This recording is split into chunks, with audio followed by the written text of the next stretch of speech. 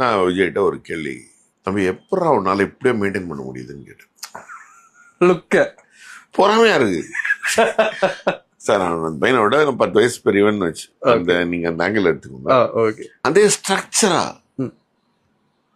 அதாவது ரொம்ப ஒடிசலான ஒல்லி பிச்சானும் இல்லை, ஓகே, ரொம்ப பூசின மாதிரியும் இல்லை, கரெக்டா அந்த அந்த ஹீரோக்கு அந்த ஒரு பாடி மெயின்டெனன்ஸ்.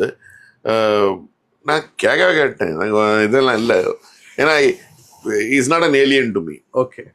ஓகேவா, நம்ம அழகான ஜாலியான ஃப்ரீக்வன்சியில் பேசணும்போது எப்படி மெயின்டைன் பண்ண முடியுது நல்ல அப்படின்னு. சார் நம்மளை நம்பி ப்ரொடியூசர்ஸ் எல்லாம் பைசா போடுறாங்க சார், மெயின்டைன். நான் எனக்கும் நிறைய சாப்பிடணும்னு ஆசை சார், பட் ஐ ரெஸ்ட்ரிக்ட்.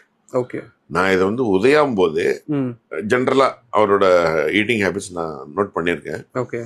ரொம்ப கம்மியா அண்ட் அமைதி டு த கோர். நான் இவ்வளோ விளையாடன்னு பேசுறேன், அதெல்லாம் வாயே திறக்க மாட்டாங்க. கேள்வி கேட்டா அதுக்கு பதில். பழகிட்டானா அதுக்கப்புறம் பேசுவோம்.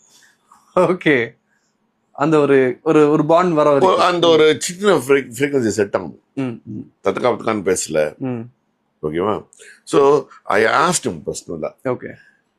உதயாம் போது எல்லாருமே, நான் அவரு ஷாதுன்னு மணி சாரோட அசிஸ்டன்ட் வருவீங்க, நாங்க 3 பேரும் ஒரே கேங்கா தான் நாங்க எங்க போறது வந்தாலும் அந்த அந்த சினிமாவில் அப்படிதான் எங்களை போர்ட்ரே பண்ணி. ரியலாவும் நாங்க ஒன்னா உட்காந்து சாப்பிட்றது, ஒன்னா உட்காந்து பேசுறது, இப்படிதான் ஜாலியா.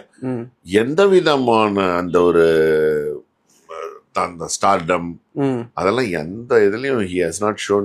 ஈவன் தெரியும் போது கூட he has